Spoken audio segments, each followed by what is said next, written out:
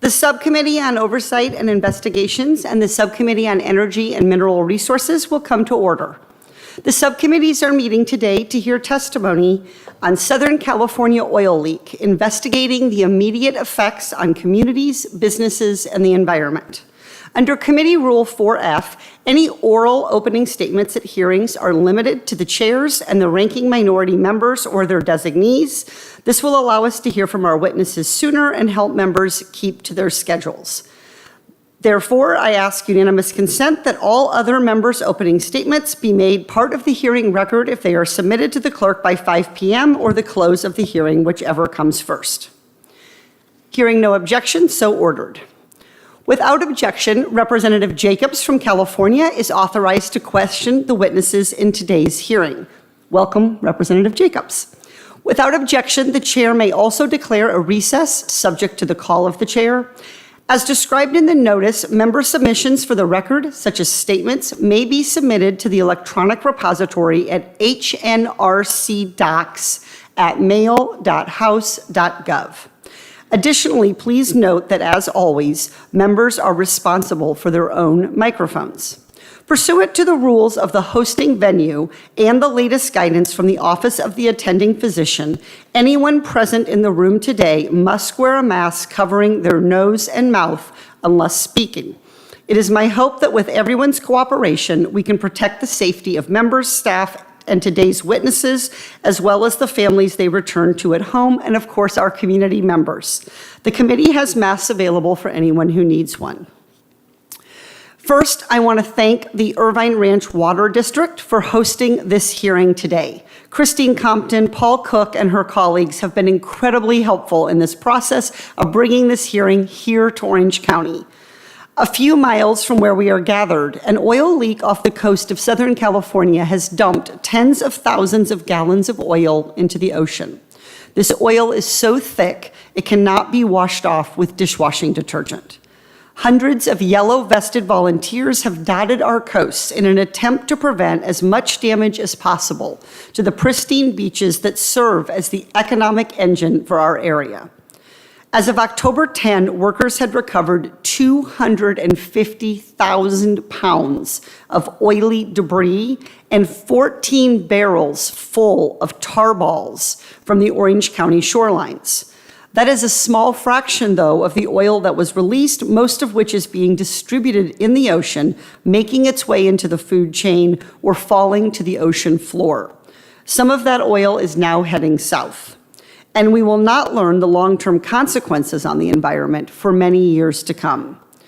The exact cause and circumstances surrounding the leak are still under investigation by various federal and state agencies, but I want to assure the public this committee will do oversight to make sure there is a full, fair, and complete investigation of the circumstances surrounding this leak. Early evidence points to one or more strikes from anchors in an area trafficked by cargo ships. We will wait for the agencies to complete their investigation before talking about accountability. But the first step toward accountability is to understand the damage. And that's why we are here today, to hear directly from the community about what happened. In May of this year, my subcommittee held a hearing about the outdated federal subsidies that oil and gas companies get. And we considered whether they were a good use of taxpayer money. It will not surprise many people to learn that these subsidies are, in fact, a waste of taxpayer dollars. And to add insult to injury, companies like Amplify Energy, which own the leaking pipeline, received $5.5 million in pandemic relief last year, only 1 year after they purchased massive stock buybacks to line the pockets of their shareholders.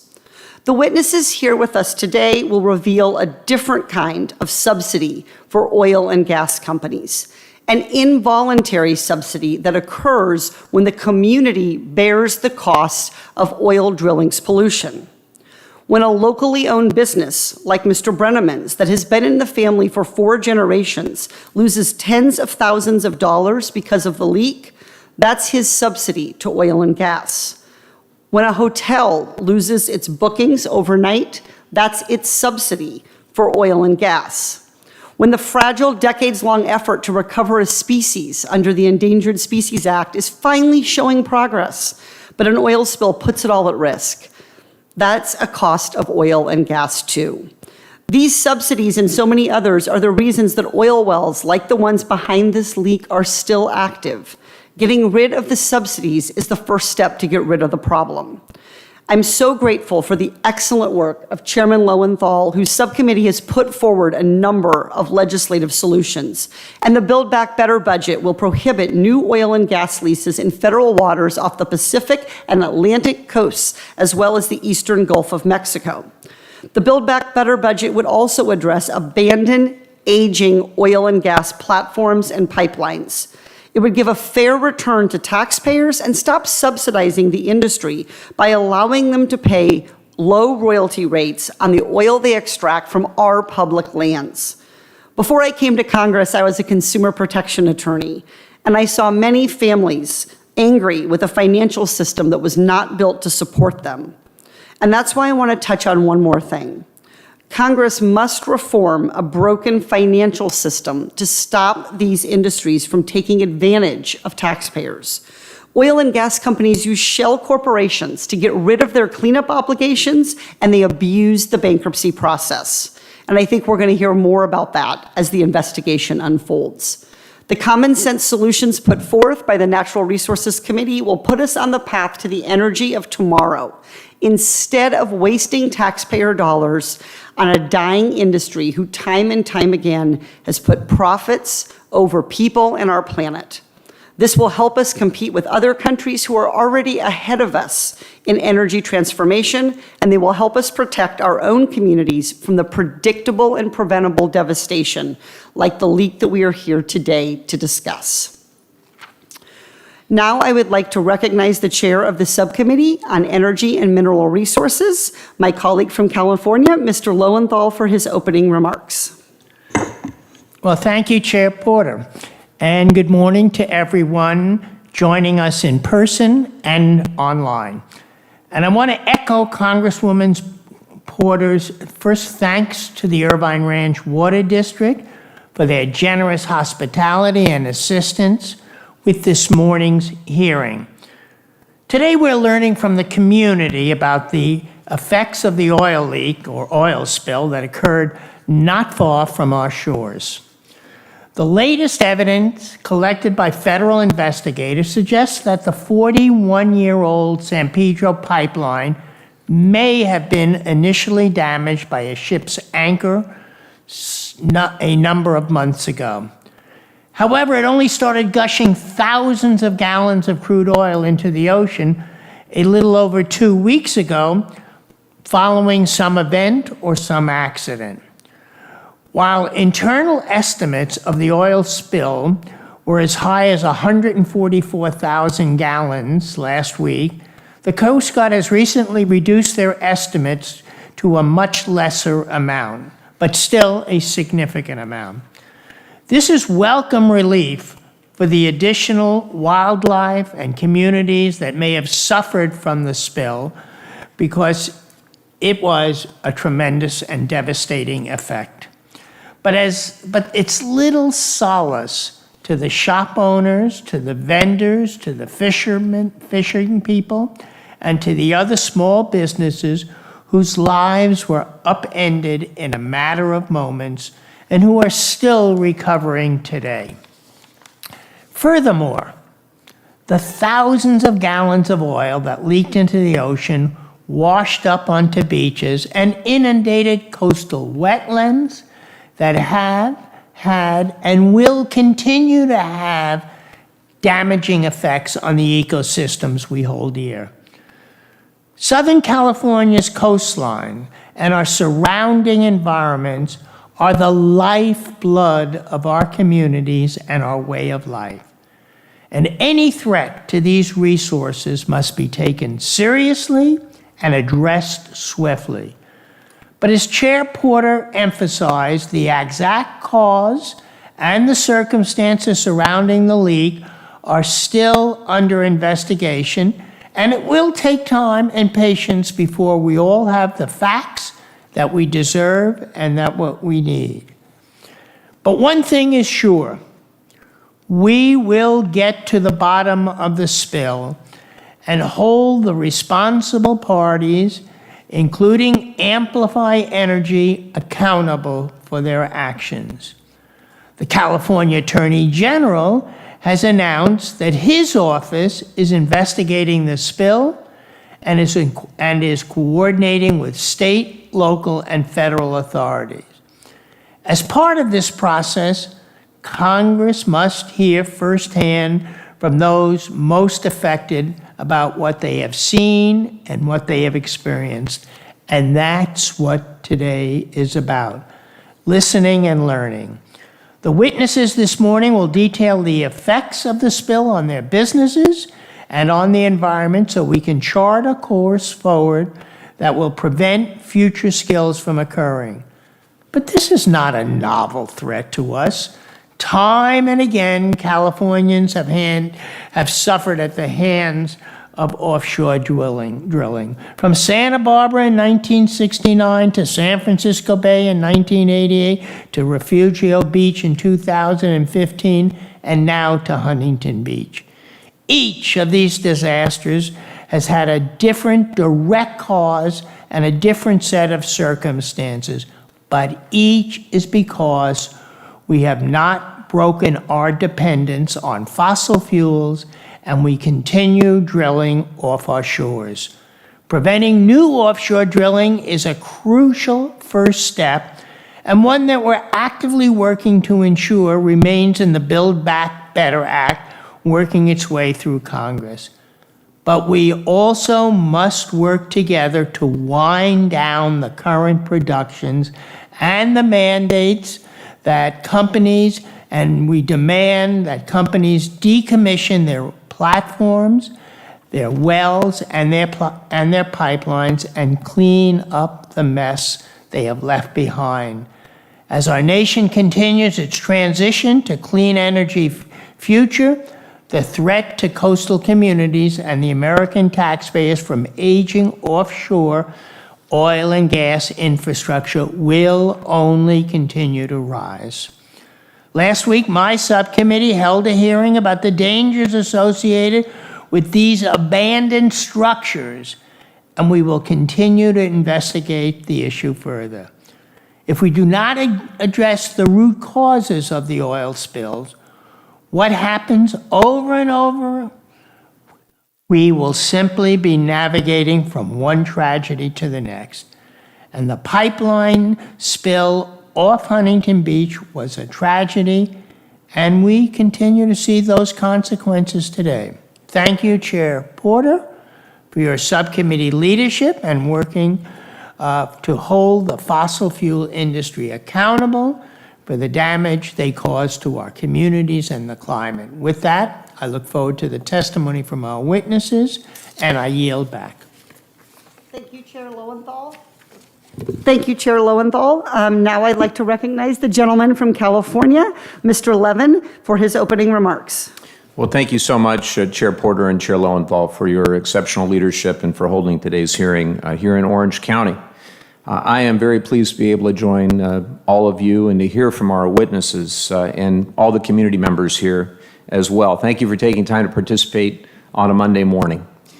We need to hear from you in this room, those that have been impacted by this spill. The environmental and economic impacts are profound. And the policy fixes that we have before us, those are difficult too. But working together, we can get it done. As my colleagues highlighted, today we continue the process of getting to the bottom of what happened and specifically how it impacted our local community. But there are several aspects of this that are still unfolding and are particularly troubling to me as somebody who grew up along the Southern California coast and went to the beach as a child. Seeing the entirety of the Orange County coastline fouled by oil is pretty stunning. We know that this spill was not reported by the responsible oil company until the next day, despite the company's knowledge. We also know that Orange County residents recognized that there was a problem, in part due to the smell caused by the spill, and actually reported it before the oil company did so. Clearly something wrong with that. This failure to report is completely unacceptable, but it's not particularly surprising. Because again and again, we've seen fossil fuel companies put their own bottom lines above the interests of our communities. And in this case, Amplify Energy's effort to preserve profits came at the expense of our beaches, our coastal economy, and our environment. In my congressional district, which is just to the south of here, the spill shut down businesses and beaches in Dana Point and San Clemente. Tarballs that are likely caused by the spill have also been found as far south in my district as Oceanside, Carlsbad, Encinitas, and Del Mar in San Diego County. I've heard directly from small business owners in Dana Point Harbor who suffered economically as the harbor was closed and business came to a standstill. It'll come as no surprise that more than $2 billion in wages and $4 billion in gross domestic product are generated by Orange County's ocean and marine economy, including tourism. So we have a lot to lose every time there's a spill, not just to our beaches, but to our economy. I'm pleased that all levels of government have worked together to implement a strong response to this spill. Led by the Coast Guard, the Unified Command has been aggressive and communicative as it organizes the cleanup and works with elected officials and the public. I've had the privilege of spending a significant amount of time with our leaders who are operating the Unified Command, and I've flown out over the spill site now on multiple occasions. But responding to this spill is not enough. We as members of Congress have a responsibility to our constituents and a responsibility to every one of you attending today to work towards policies that will put the well-being of our communities, our economy, and our environment above the profits of out-of-state fossil fuel companies. I'm proud that the House Natural Resources Committee is leading the effort to make that a reality. Last week, Chair Lowenthal's subcommittee held a hearing about the need for stronger federal oversight of offshore oil and gas infrastructure. We also passed 2 bills out of the committee that would strengthen inspection, leak detection technology, and reporting requirements for offshore drilling infrastructure. I'm confident that House leadership will bring these bills to the floor soon for a vote. And while these bills would enact good policies, they are not nearly enough. In fact, the inspection requirements and leak detection technology envisioned under this legislation is already being used in California. So the message is clear. Even with the more stringent procedures we envision, we will still face the all too real potential of further environmental and economic disaster from oil spills. So there are 2 steps that we need to take to ensure this doesn't happen again, and both are common sense. First, end new offshore drilling along our California coast once and for all. I'm pleased to share that a key piece of the President's infrastructure plan, known as the Build Back Better Act, would invest in the long-term protection of our coastal communities by doing just that. There is strong support in the House of Representatives for keeping this provision, it's on page 984 of the House version for anyone who wants to see, as it moves through the legislative process. After the spill, Chair Lowenthal and I led nearly 80 of our colleagues in sending a letter to the House leadership in support of the provision. So that's first, end the new drilling. But it's not enough, which is why we need the second step, end the threat posed by existing drilling off of California, because as long as dangerous oil and gas infrastructure is here, it will threaten our marine and coastal economy, and that economy is worth billions of dollars. We're already seeing the fossil fuel industry mobilize against these critical policies. Fossil fuel companies that profit from drilling activities will say just about anything to protect their bottom line, and politicians who benefit from fossil fuel industry contributions will gladly follow along. They will take great pains to distort the facts and mislead the public about the respective risks and benefits. Sadly, we've seen this deception before. Today, we hear fossil fuel interests say that the spill was caused by port delays. Well, after Deepwater Horizon, they blamed the spill on bad luck. Bad luck, look it up. After the 1969 oil spill off Santa Barbara, an oil executive publicly lamented the, quote, publicity for the loss of a few birds, end quote. But no matter the excuse, offshore drilling is the common denominator, because when they drill, they will spill. It can't be done without significant risk. So I know I'm out of time, but I want to thank both chairs for their continued leadership. There's a lot more we're going to have to do to get this problem under control, and I look forward to taking first steps here today. Thank you, Chair. Thank you very much, Mr. Levin. Now I'd like to recognize the gentlelady from California, Ms. Jacobs, for her opening remarks. Well, good morning, everyone, and thank you, Chairwoman Porter, for inviting me to join today, and Chairman Lowenthal for helping to convene this hearing. While I don't sit on the Committee on Natural Resources, I do represent San Diego, and the issue of offshore drilling and these devastating oil spills affect all of us in coastal communities up and down the state. Environmental and wildlife protection are two of the top concerns I hear from my constituents, and so many have reached out to express their concerns about the October 2nd oil spill, what it means for the health of our community, our environment, and our businesses. If the ocean's currents had been even a little bit stronger, this spill could have traveled all the way down to our San Diego communities, potentially affecting our entire southern coast, and we're still concerned about the possibility of continued impacts. I'm thankful the state of California put a stop to offshore drilling off our coast, but as my colleagues mentioned, there are still 200 miles of established pipelines, all of them decades old. We've known for a long time that these pipelines pose risks to our marine life and our ocean-dependent businesses, and I agree we need to focus on decommissioning them as soon as possible. And I'm so grateful that in the meantime, Chairs Porter and Lowenthal are leading the efforts to make sure Congress is fulfilling our responsibility to prevent these spills from happening again and holding accountable those who cause them and harm our communities. And this hearing today is an important place to start. It's simply unacceptable that, as the United States Coast Guard has reported, this pipeline may have been damaged as early as January of this year, and as Congressman Levin said, was not reported. In fact, the last recorded inspection happened a full year ago, meaning this spill may have been going on much longer than we realized, and these infrequent inspections combined with more extreme weather events and our aging infrastructure are a recipe for disaster. And our coastline, our wildlife, and our small businesses are paying the price. As the youngest member of Congress from California, I'm keenly aware that my generation and future generations are going to be the ones living with the consequences of these environmental disasters and the decisions Congress makes about them longer than anyone else. So that's why I'm so grateful to be here today. I'm so grateful to our witnesses, and I'm really looking forward to hearing from all of you about the ways this spill has affected your lives and livelihoods, and what we here in Congress can do better to support you. Thank you. Thank you very much, Ms. Jacobs. Now I would like to turn to our witness panel. Before introducing them, I will remind witnesses that they are encouraged to participate in the Witness Diversity Survey created by the Congressional Office of Diversity and Inclusion. Witnesses may refer to their hearing invitation for further information. I want to remind the witnesses that under our committee rules, they must limit their oral statements to 5 minutes, but that their entire testimony statement will appear in the hearing record.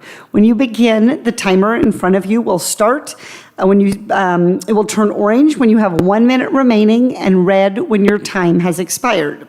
After your testimony is complete, please remember to mute yourself to avoid any inadvertent background noise. I will also allow the entire panel to testify before questioning the witnesses.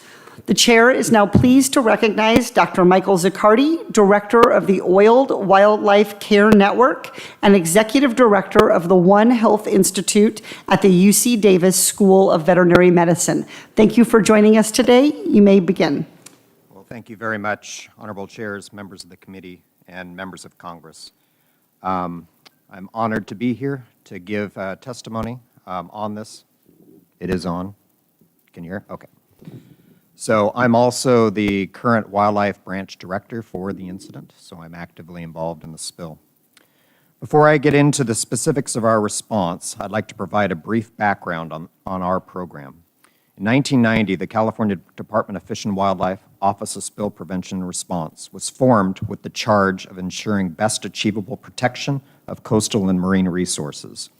The OSPR was also charged with establishing rescue and rehabilitation centers for sea otters, seabirds, and other marine mammals, ensuring that these facilities are in a constant state of preparedness, providing best achievable treatment for wildlife oiled in the marine environment, and considering all feasible management alternatives for operations of the network.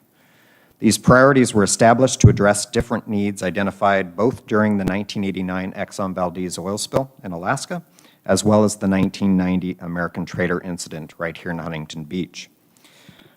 These additional priorities included developing substantial readiness for wildlife efforts prior to a spill occurring, to standardize the care and response structure throughout the state, no matter where a spill might occur, to bring all interested parties into the readiness and response structure, and to base care decisions on the best available science. In 1994, the OWCN, Oiled Wildlife Care Network, was established directly by OSPR administrator to implement these provisions, with the operation shifting to UC Davis in 1997. Our mission is to provide the best achievable capture and care of oil-affected wildlife anywhere in the state. The structure of the OWCN was and is based on a successful business plan, more a business model than a standard university structure. Our current structure includes 44 member organizations throughout the state that agree to work cooperatively and under a single management structure during a spill, construction of 12 primary care facilities throughout the state. We've effectively responded to more than 80 spills and cared for over 10,000 animals during spills in the state. We've trained more than 2,500 individuals to respond immediately to spills anywhere, and we've allocated more than $4.5 million in research in over 200 projects to look how to better respond to spills. Now, the effects of oil on wildlife are multifactorial, and because of time limitations, I'm only going to be focusing on birds for this response.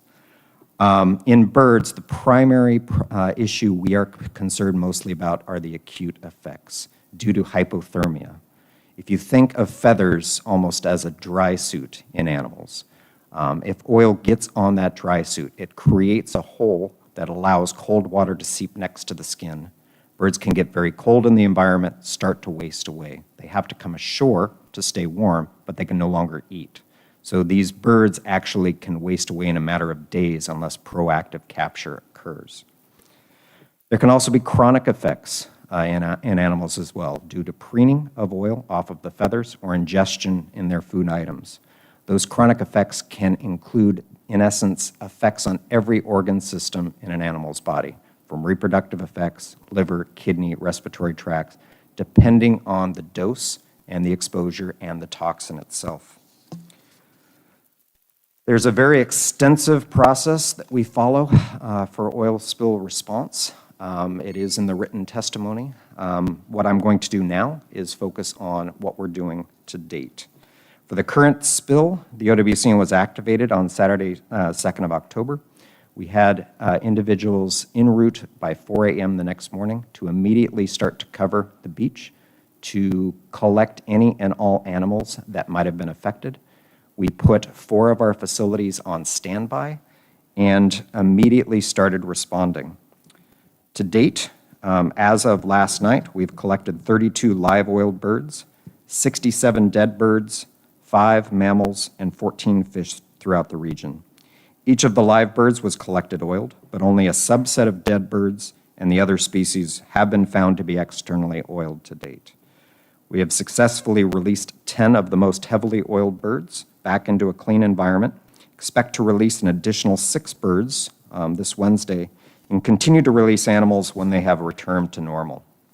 We will continue recovery operations until all of the moderate to heavily coated animals observed by our teams or reported by the public are captured, and continue rehabilitation efforts until the last animal is released.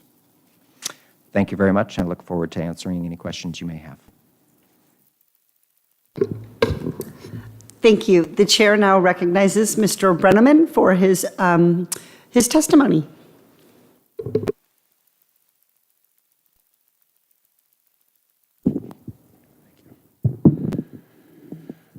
Hello, and thank you for giving me the opportunity to tell my story. Born and raised in Newport Beach, business owner. I own multiple commercial and state, or federal and state commercial fishing permits.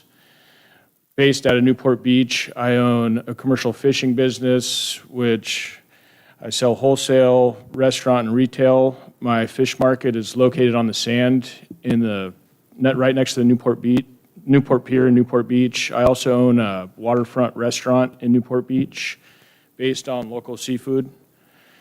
Going back to how this all started, we were fishing Friday, October 1st, and we were coming in the harbor, and I detected a distinct odor of oil, and it was about midnight when we were heading in.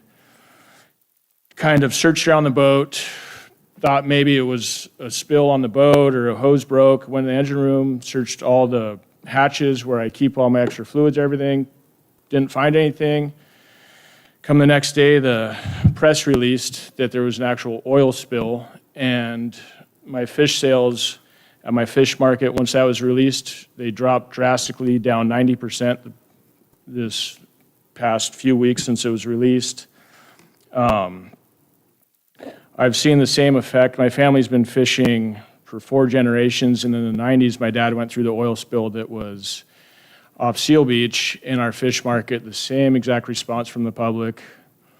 Scared, worried the product's contaminated, all the way up, the huge ripple effect, all the way up to the wholesalers I deal with outside of Orange County. They had concerns from their customers, their restaurants.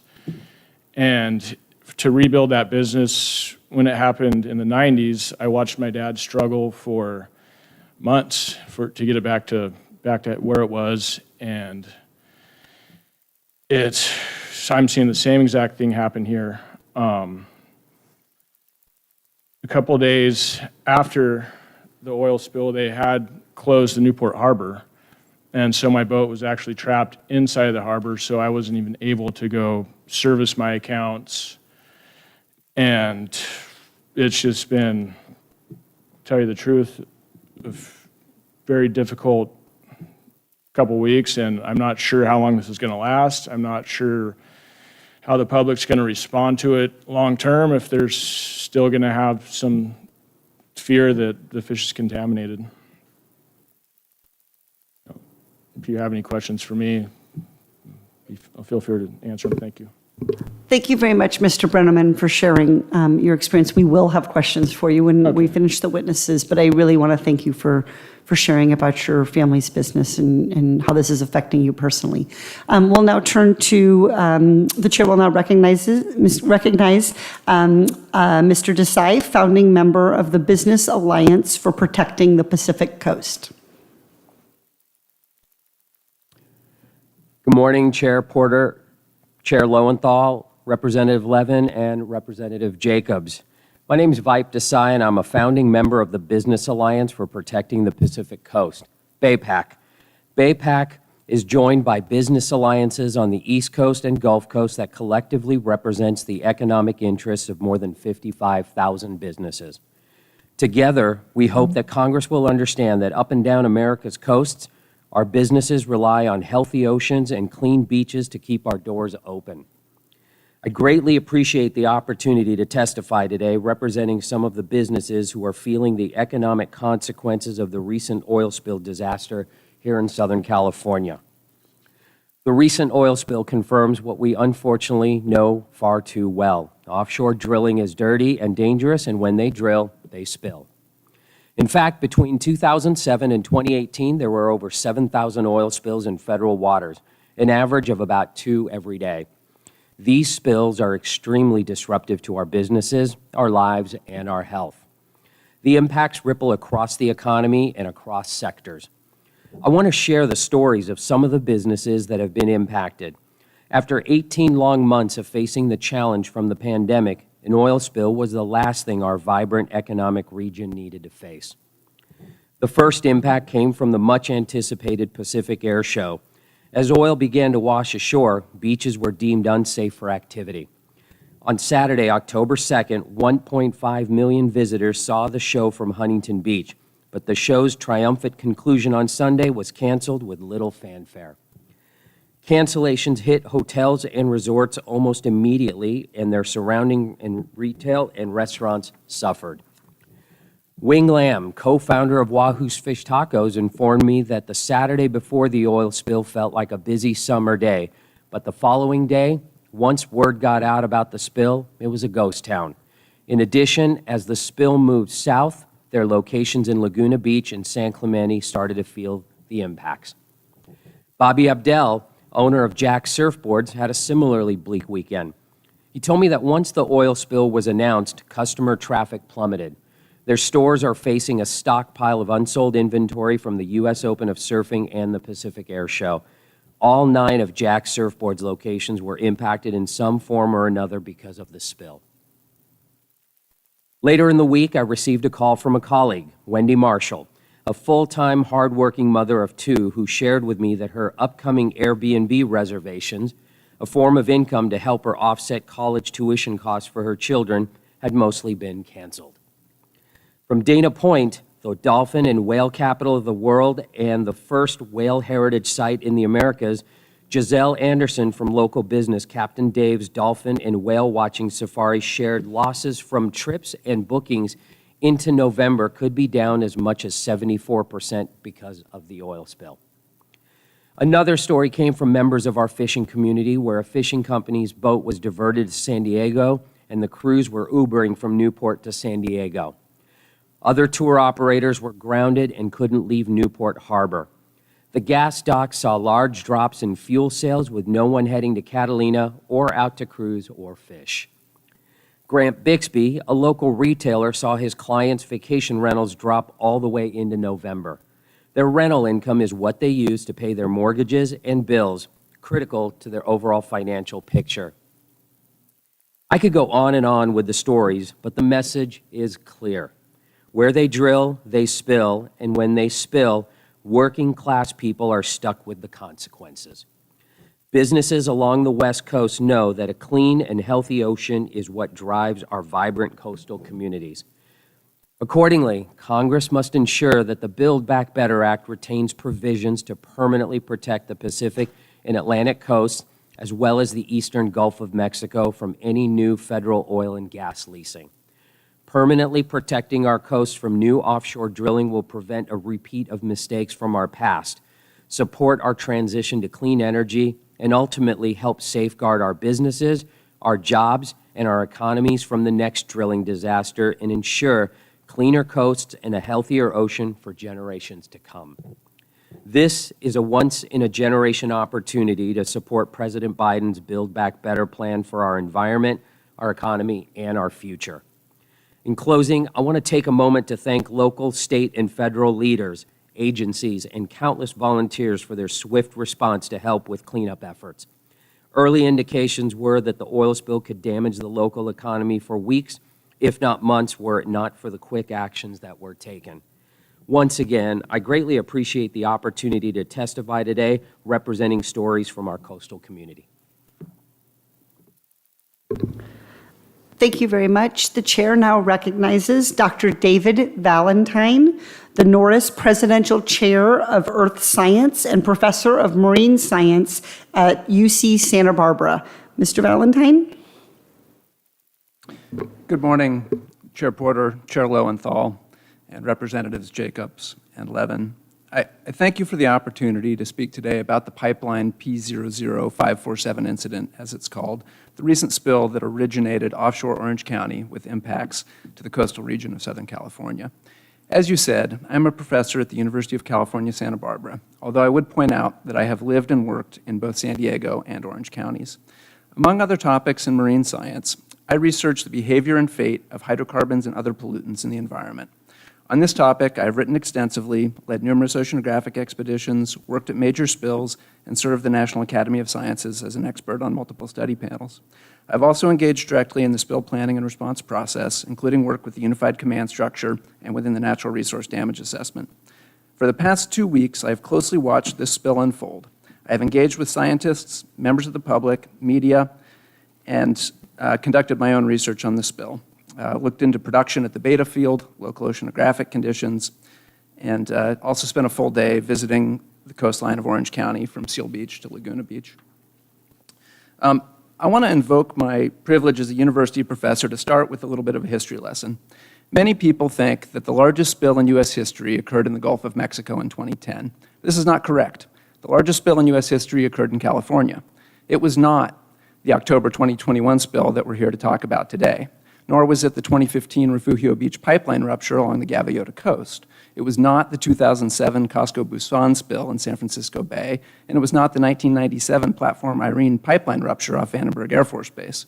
It was not the 1990 American Trader spill off the coast of Huntington Beach, and it was not the 1969 Platform A oil spill off of Santa Barbara, the one that helped spawn the environmental movement.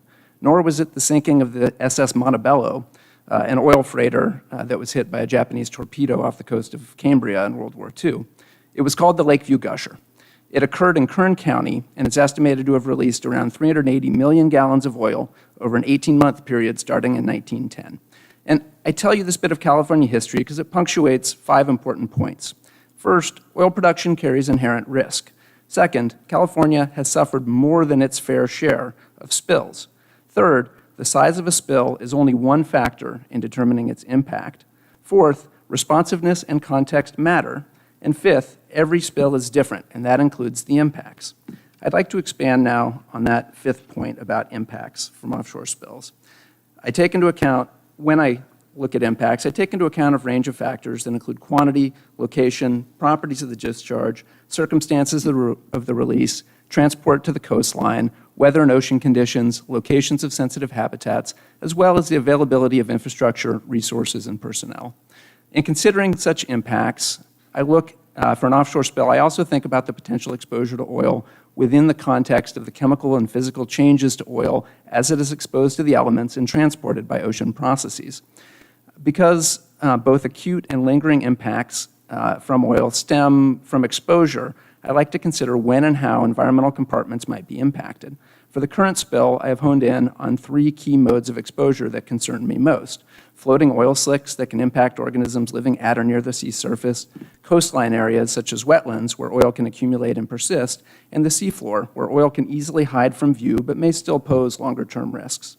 Among these 3, the fate of impacts of submerged oil is especially relevant to California, is the least well understood, and requires additional research effort.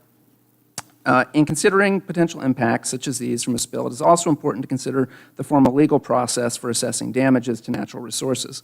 The point I want to make here is that under the Oil Pollution Act of 1990, a formal process does exist to determine the damages that occurred to natural resources, to compensate the public for the loss of those resources, and to return the injured resources to their original condition. However, it is also important to note that not all environmental impacts qualify as damages.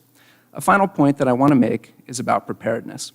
While it's important to assimilate lessons from previous spills, history has shown us that the next major spill may be very different, and our preparedness needs to allow for forward thinking.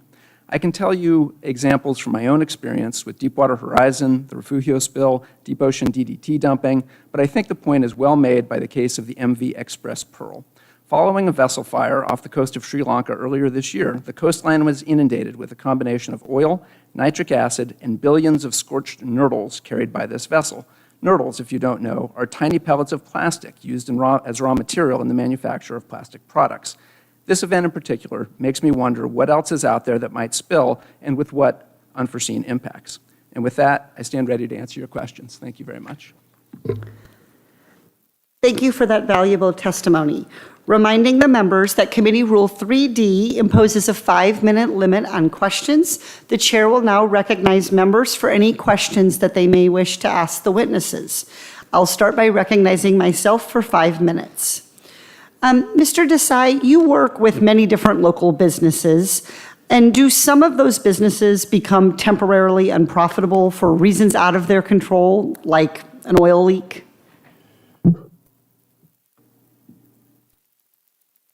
Yes, Chair Porter. Businesses can become unprofitable. The difference is the size of the business and the number of locations. If you have a business that has multiple locations across the U.S., it is easier for them to absorb those losses. But what I'm talking about is the individual retailers, the mom and pop businesses. They suffer the most. The impact is immediate, and it has a ripple effect throughout the community. So it could take weeks, if not months, for these businesses to recover. And many of these businesses, of course, are located along coast. So when we have a coastal problem, it affects, they have 6 chains, 6 stores, but they're all along the coast. Many businesses, though, have ups and downs, and sometimes when those downs are caused by something big, like an oil leak, these businesses can get help. In your opinion, would federal relief from the Small Business Administration, the SBA, help these businesses? Absolutely. I think there are businesses out there that would welcome any sort of assistance from local, state, or federal agencies. But really, at the end of the day, what these businesses want, being a small business owner, hearing from so many, they just want to get back to business on their own. They want to contribute to the economy. The only help they want is from their customers to keep business. They don't want a handout or a hand up or anything, but in circumstances like this, any assistance is welcome. Well, I think that's consistent with what we heard from Mr. Bredeman, what is that he wants to not have these interruptions to his successful businesses. He's built them to be successful, and he'd like to not have them interrupted. He'd like to be able to continue to have them. Sometimes when we have businesses that are harmed, we use taxpayer dollars to try to help them through these temporary problems. We saw this, for example, with airlines during COVID-19. We wanted to make sure we had an airline industry after that. We see this sometimes when we're trying to grow a newer industry, like solar with batteries. Mr. Desai, would you say the oil industry is a new industry? I wouldn't say the oil industry is a new industry. It's been around for decades. But I think if I put on my hat of a business owner, I think it's a responsibility lies in being able to pivot to where the future is headed. The future is clean energy. And this is an opportunity for some of these businesses that have been steeped in fossil fuels to look at expanding their offerings, especially moving towards clean energy. Well, one thing I've been looking at is why, since the oil industry isn't one of the industries that's hurt by oil spills, for example. In fact, they cause oil leaks, and they're not a new industry. I've been looking into the generous relief that they get from the federal government. So recently I asked the Department of Interior about the specific kinds of subsidies that Beta Operating received. Beta is a subsidiary of Amplify Energy, and that's the company that owns the platforms and the pipelines that leaked off our coast. It turns out that they got nearly $20 million from the federal government specifically because the oil wells are at the end of their lives and are not producing much oil, which makes them less profitable. So taxpayers are being asked to pay to encourage oil production in the Pacific Ocean by giving oil companies millions of dollars to do it. Mr. Desai, would $20 million do a lot for small businesses along the coast who are suffering? Oh, absolutely. $20 million would be a great investment in small businesses, and the ROI would have a ripple effect throughout the community. Well, there's more on this federal relief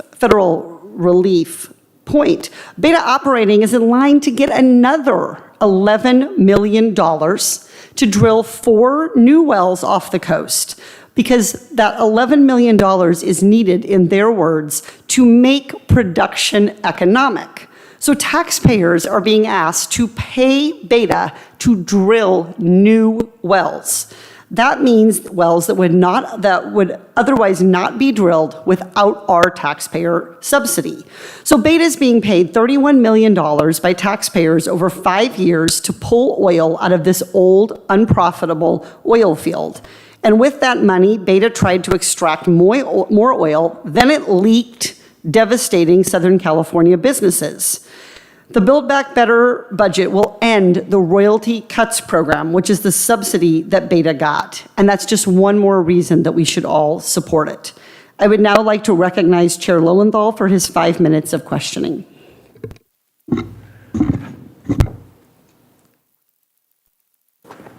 Thank you. Thank you, Chair Porter. My first question is for Dr. Zaccardi. Proceed to the root. Thank you for describing the impact of this spill, especially on the birds that have been recovered. But I'm interested in something that I read, and that was about the recovered dolphins also. I believe that there were a number that were recovered, and one had to be euthanized. I understand it isn't determined at this time if the oil spill was the cause of the death, but can you explain how dolphins and other marine mammals are harmed when they encounter a spill? I'd be happy to. So yes, you're correct. One live northern right whale dolphin was stranded live, and unfortunately, due to poor condition, was humanely euthanized.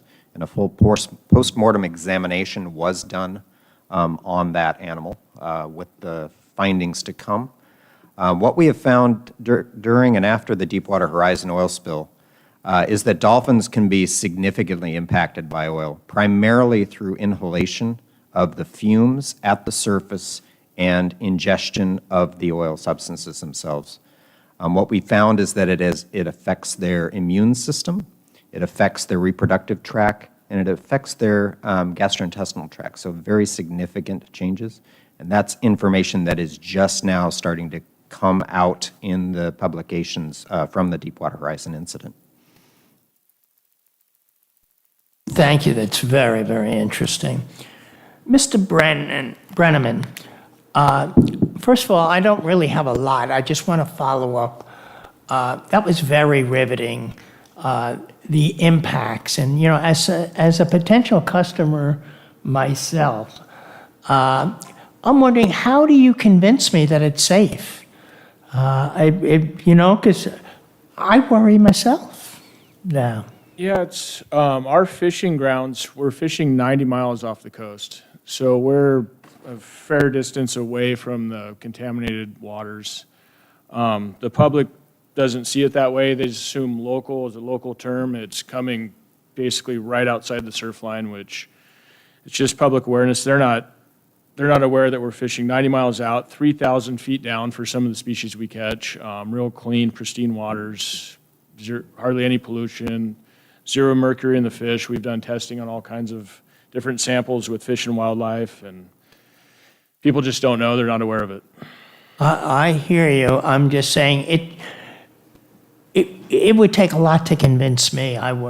So I really appreciate what you're going through, and even though, you know, trying to explain to people how it is safe, because, you know, we worry about that. I've had some accounts for over a decade now, and they're even asking me some questions about the contamination and the product, and, you know, the liability on selling it on their end. Well, thank you. Mr. Desai, it's good to see you again.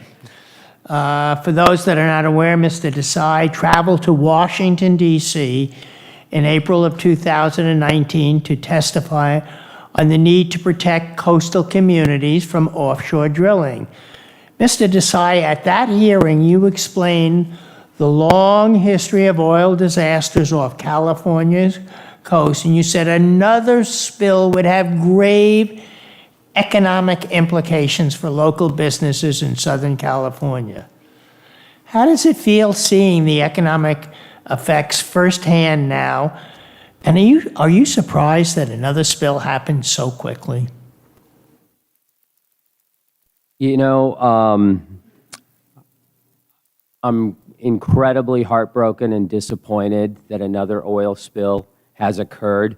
But as many of us know far too well, it was a matter of when, not if, when there would be another one and how soon. It brings me no joy to have this conversation, but over my lifetime, we have seen oil spills occur. San Francisco, Santa Barbara, and Huntington Beach. There are patterns over the last 52 years. So we knew it was just a matter of time. And I think what concerned me most was how vibrant and rich of an economic zone we live in. And that is what concerned me, that an oil spill in this area would have grave economic consequences. I also want to share that, you know, look, the larger concern also is that had this oil spill moved north, it would have impacted two of the busiest ports in the nation, which account for billions of dollars of goods flowing in and out of both ports of LA and Long Beach. And that would have had an even larger impact to other communities across the U.S. Thank you. I will come back to follow up on this, but I'm going to yield back. Thank you. The chair now recognizes Mr. Levin for 5 minutes. Thank you, Chair Porter. I wanted to make one big picture point before asking some questions about it, which is that I have had so many meetings where in public, town halls and all the rest, and I asked, does anybody here at this particular meeting support more drilling off the coast. And you would be amazed that I get virtually no hands. We were actually in San Diego. Somebody did raise their hand. We were at a press conference. Turned out that person had been visiting from Bakersfield and worked for the oil companies.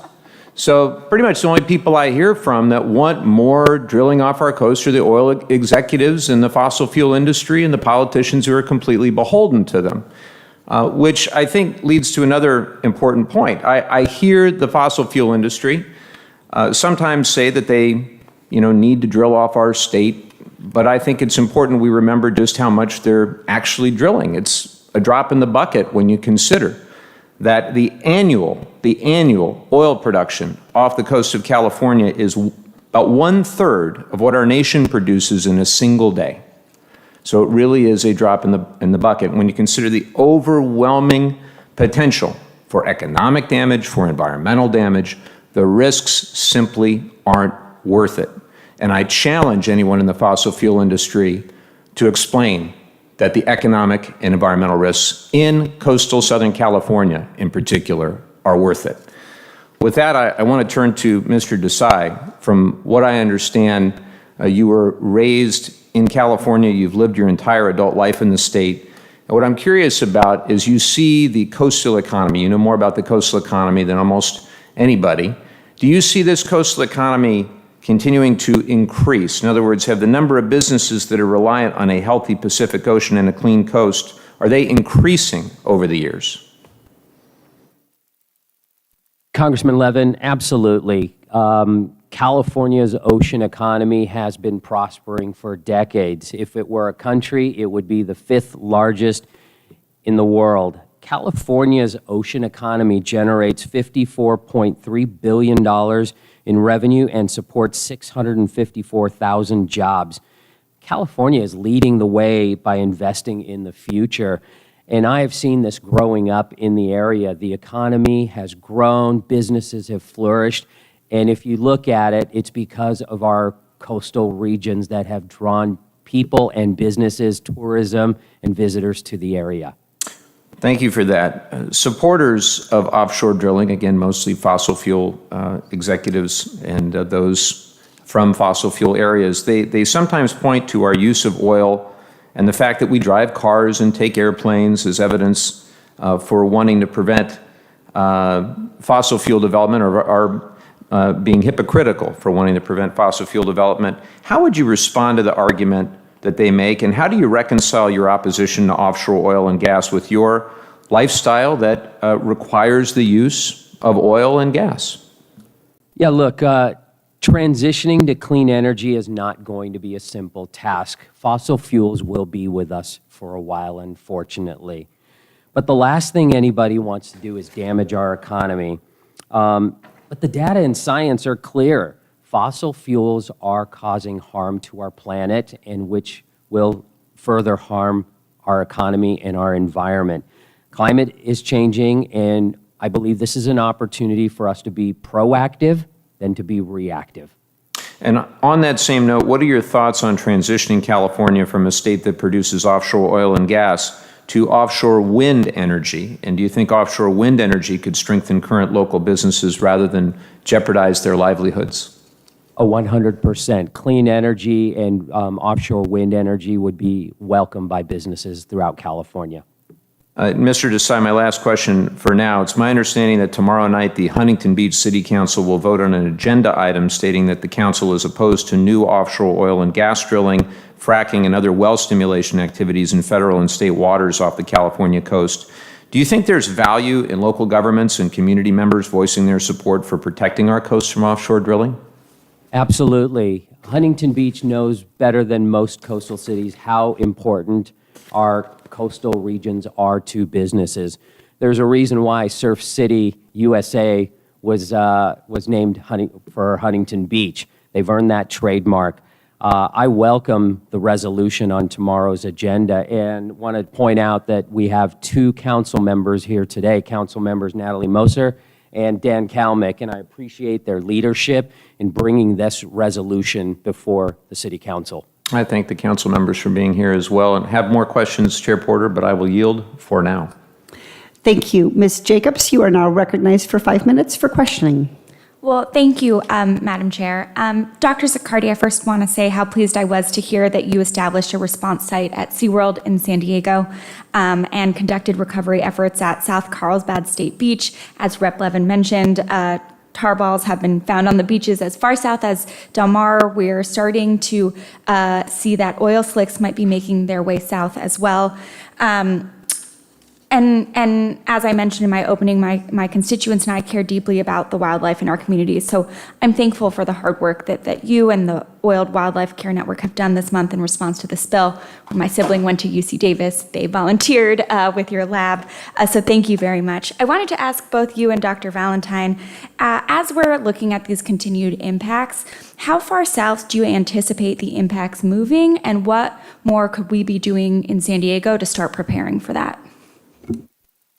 I can touch first, at least, on the impacts, acute impacts on wildlife. We have collected animals as far south as Oceanside. Indeed, our last live oiled bird we collected was collected by the public in Oceanside, transported to SeaWorld, and then back up to us. So we are seeing impacts throughout the region, continuing to have a hotline reporting animals and findings, and continuing to respond to those actively.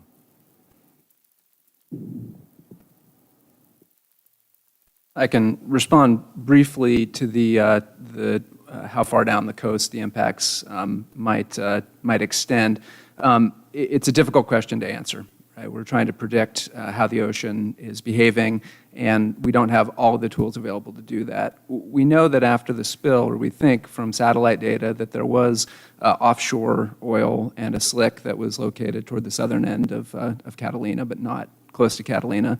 That broke up with the weather system, meaning that it turned into another form of oil, being more of a globular tarball kind of form. That may very well be what you've been seeing coming ashore already. Of course. We know in many instances that you can have very distant beach oiling events. During the Refugio spill, for example, up in Santa Barbara, oil from that event inundated Manhattan Beach and caused beach closures there, and that's quite some distance away. So that can happen, but we don't quite know what more will come ashore. Thank you. And Dr. Valentine, I actually want to say with you, in your testimony, you said that the next spill will likely be different, and that means we'll need to prepare differently. What do you think we should be doing to prepare? And in particular, what aren't we thinking about when we're thinking about future oil spills? I think that the response community does think about these things, and they meet regularly. There's quarterly meetings, for example, the EPA Region 9 Regional Response Team. Every 3 months, they're talking about these things. In part, it's the response community that needs to think about it. In part, I think we also need to be thinking scientifically about it and asking, what's on all of these vessels that might be spilling, and what might those impacts be? What should we know? But I think most importantly, having a baseline, knowing where we're starting in an environment is extremely important, because once a spill hits, we don't know necessarily what the effects were if we don't know exactly how that ecosystem was functioning to begin with. Okay, thank you. And Mr. Desai, it's kind of interesting timing that we're seeing this oil spill as we in Congress are debating massive investments in climate resiliency, and yet we're also hearing from some folks that they think these investments aren't necessary and aren't a priority. So I wanted to ask you, as we're talking about these repeated oil spills, as all of you have mentioned, this is likely not to be the last one we see. Of the things we're discussing in the Build Back Better Act as it relates to climate resiliency, what funding would you be willing to see cut that you think wouldn't be necessary right now? Rep. Jacobs, it's a little bit outside of my understanding. There are a lot of details that I'm not completely aware of. I wish I could give you a better answer. What I would say is, moving towards investments in clean energy, climate risk mitigation would be good investments to look at. Thank you. I yield back. Thank you. We're going to now move to a second round of questions, and I'm going to start by recognizing Chair Lowenthal.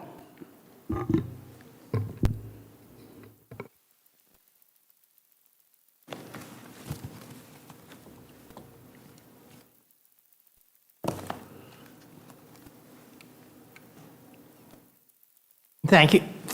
Thank you, Chair Porter. Dr. Siccardi, you have really indicated to us the nature and the criticalness of having a quick action wildlife response network for oil spills. That you've done. What I'm interested in, you've been working at this for a number of years, or through a number. Can you take us through how the response measures to rescue wildlife from oil spills have evolved over the last number of years? Yeah, I'd be happy to. Through the research that we've done, through the experience that we've had both here in California as well as participating internationally, what we really found is the rapid response, as you indicate, and the quick provision of first aid to animals really increases survivability. So getting them out of the field quickly, getting them warm, getting them hydrated, and then moving them to purpose-built facilities, absolutely essential.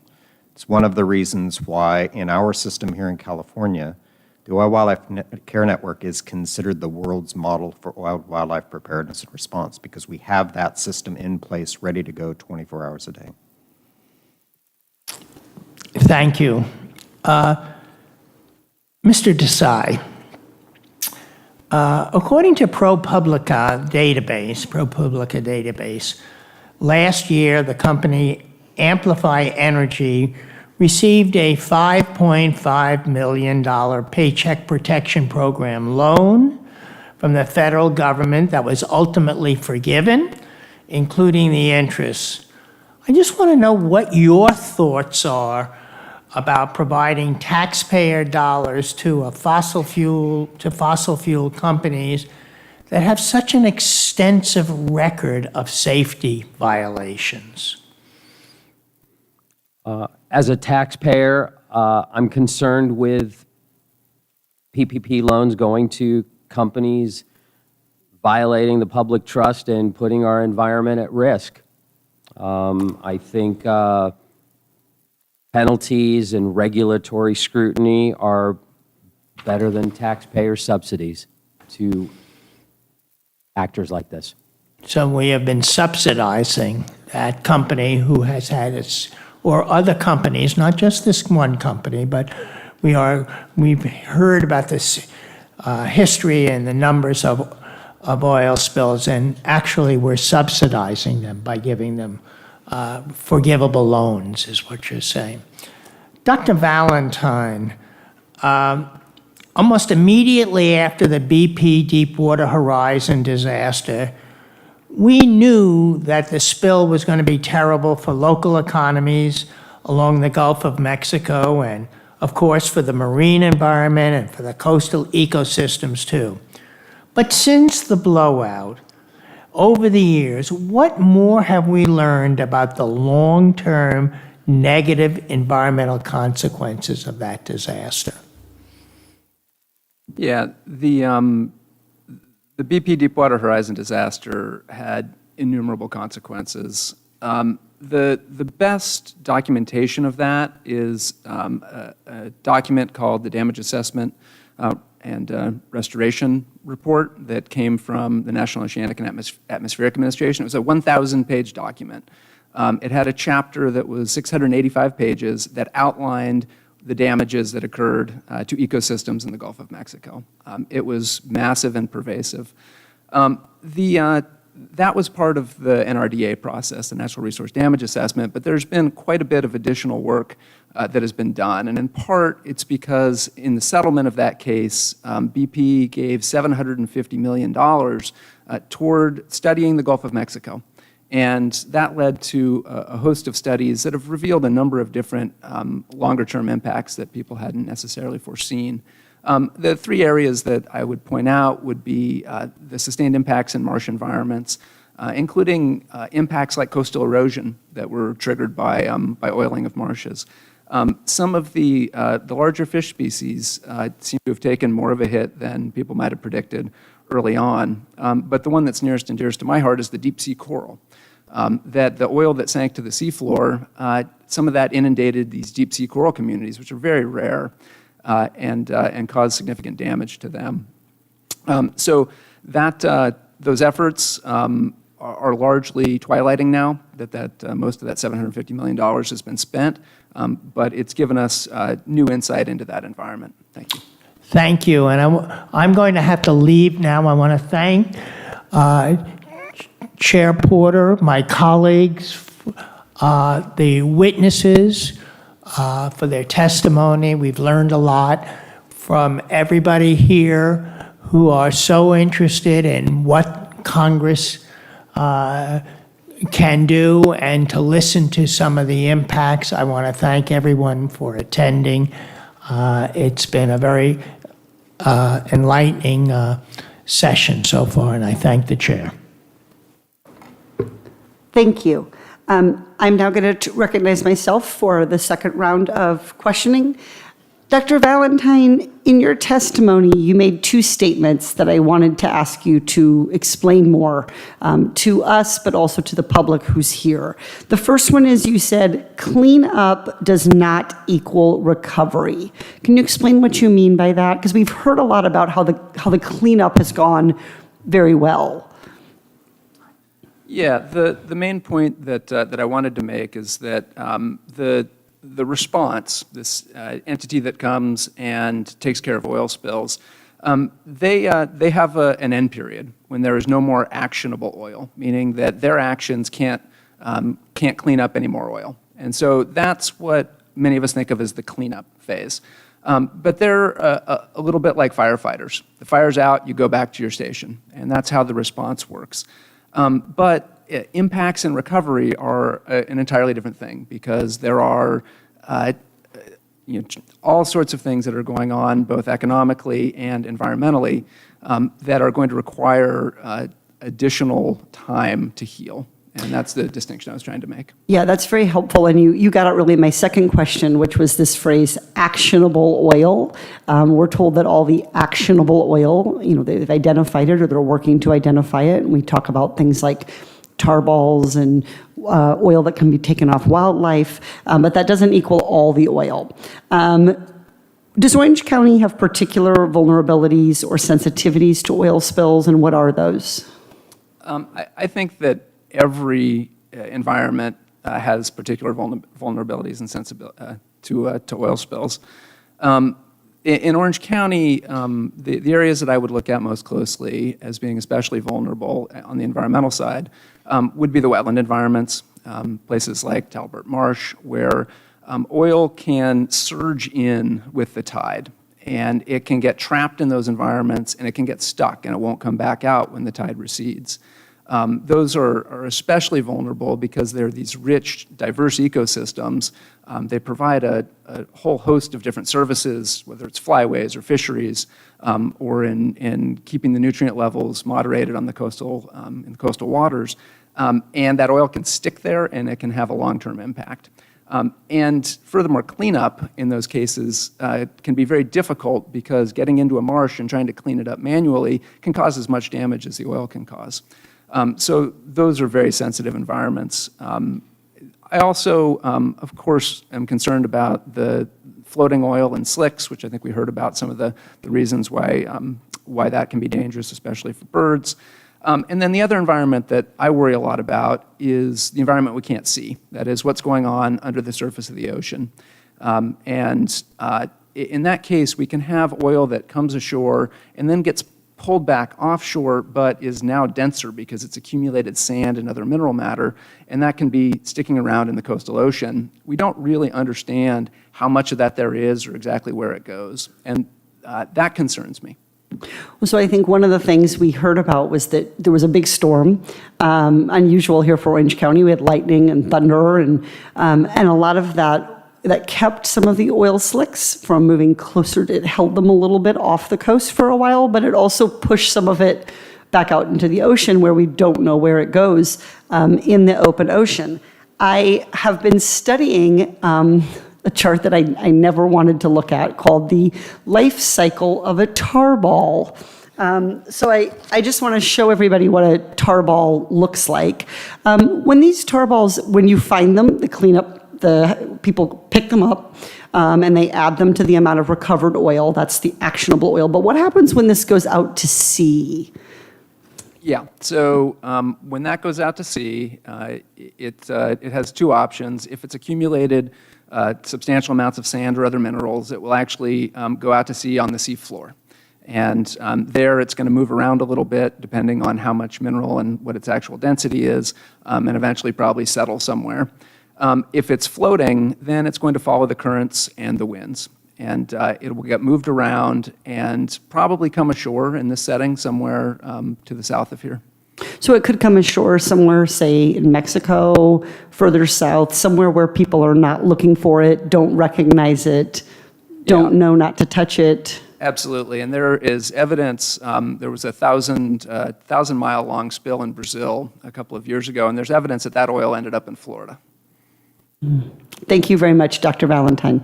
Mr. Levin, you are now recognized for 5 minutes. Well, thank you, Chair Porter. I think it's very important to reinforce that taxpayers don't get stuck with the bill when it comes to the cleanup and when it comes to the decommissioning. We had a full Natural Resources Committee discussion the other day where one of my Republican colleagues acknowledged the sins of the past, his phrase, with regard to the cleanup of abandoned coal mines. I think it's important that we avoid the sins of the future when it comes to the cost of cleaning up some of our mess in the oil and gas sector.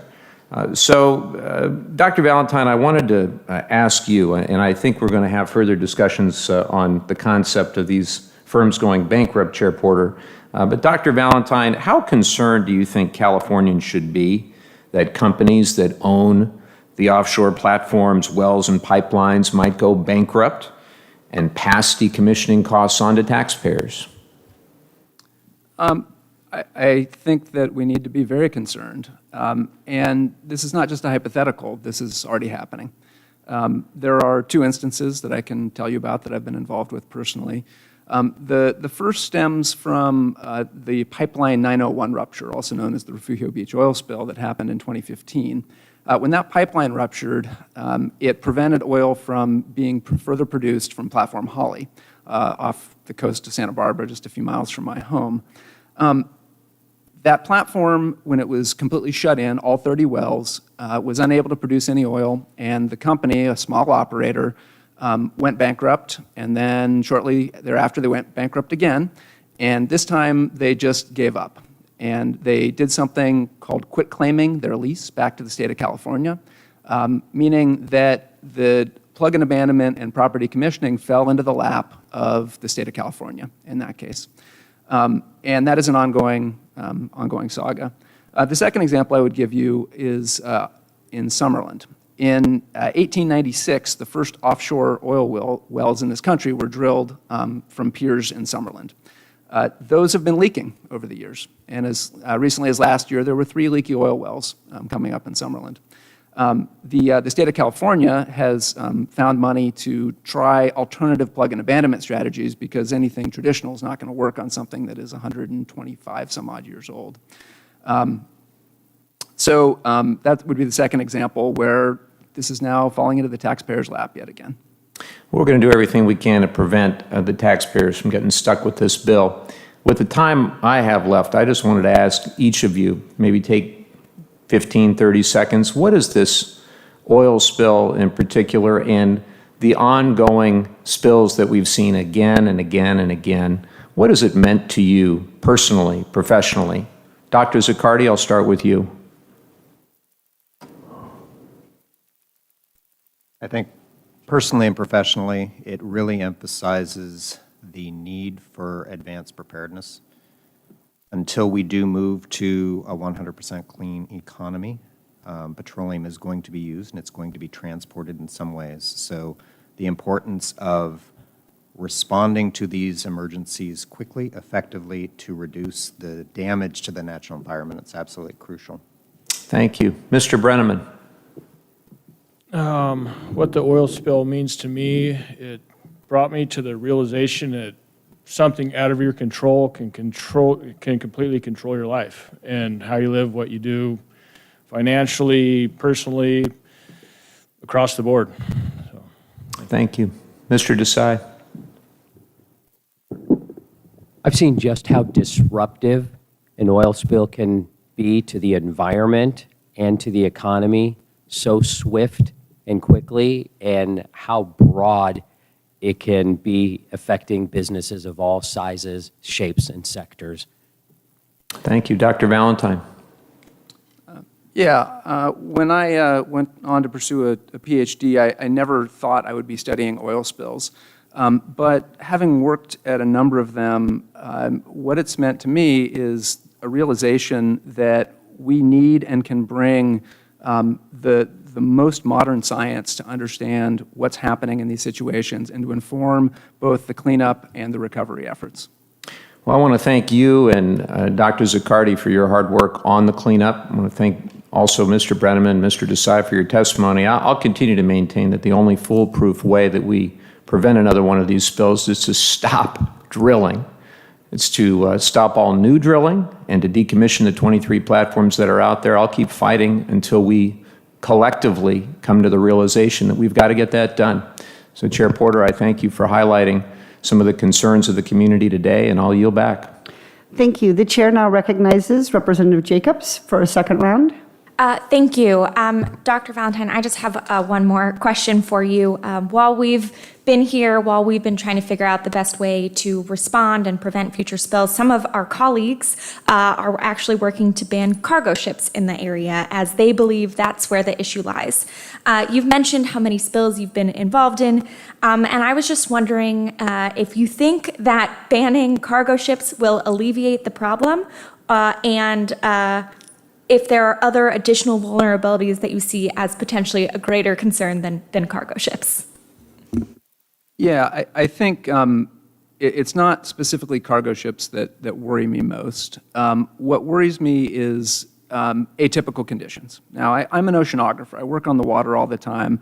And when things go as planned, they go as planned. But when the conditions change and you're not prepared for it, that's when things happen. And that may be the case here. So I think that I don't have an opinion about cargo ships. I'm not a politician. I'm a scientist. But I think that we do have to pay very careful attention to the potential that these cargo ships and industry in general brings to the coastal environment, and use policies that are going to help us to prevent incidents like this from occurring. And I don't have the answers for it, but that's what I hope we can do. Okay, thank you. I yield back. Thank you. I have one more set of questions. Dr. Zaccardi, the threatened snowy plover, it's a bird, was basically gone from this area for about 50 years until a nest showed up on the beach in 2017. Do you know how many snowy plover nests were counted in 2019? I do not offhand. The answer is 19, which I can imagine is due to the dedication and the hard work and the funding devoted to recovering this species. Dr. Zaccardi, in your work with the Oil Wildlife Care Network on this particular spill, how many snowy plovers did you capture or treat? So we've collected 7 snowy plovers to date. Okay. So this is a picture of Dr. Zaccardi? A western grebe, or a Clark's grebe, I apologize. Okay, so this is one of the example of a bird that you were treating. We talked about those 7 snowy plovers. You may not know the exact numbers, but in your opinion, do you think that 7 harmed snowy plovers is a significant percentage of the population in our area when there are only 19 nests? I definitely do. There is a reason why snowy plovers are federally threatened and state listed as a species of special concern, specifically in this area because of a restoration project that has been a success to date. So we've spent money and time trying to restore this species only to have a pretty significant setback due to the animals that were harmed by the oil spill. Now, you said you have captured and treated 7. How many of those snowy plovers survived, and what's their prognosis? So all 7 have survived. We've successfully released 4, and we're hoping to release the additional 3 this coming Wednesday. And after you care for them and you do release them, what happens? Are they in the clear? I know you don't release them until you absolutely have done everything that you can, but is there a chance that they'll experience any lingering effects, could get back into oil again, could get, in contact with a tarball or some other breakdown in oil product? So they're as healthy as we can make them in our care. The best thing for them is to return them back to a clean environment. There is the chance of long-term effects from their oiling if they preened it, if they have internal injuries. There is a chance of ingestion of food items that may have been oiled out there. We have not released them back into an oiled environment, but it doesn't mean that oil didn't affect their food items. I think at this point we are following up. We have color banded each of those birds, and through state parks, San Diego Wildlife Alliance, other organizations that are doing follow-up studies, we're going to track them as closely as possible to look at success. And besides the snowy plover, are there any other federal or state endangered species whose range overlaps with the oil slick or that you've treated? So there are other federally threatened or endangered species who are in this area, none that we have treated to date. There are least terns in this area at different times.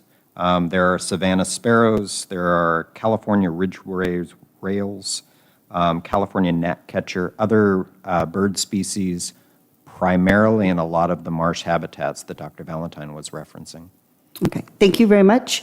With that, I want to thank the witnesses for their valuable testimony and the members for their questions.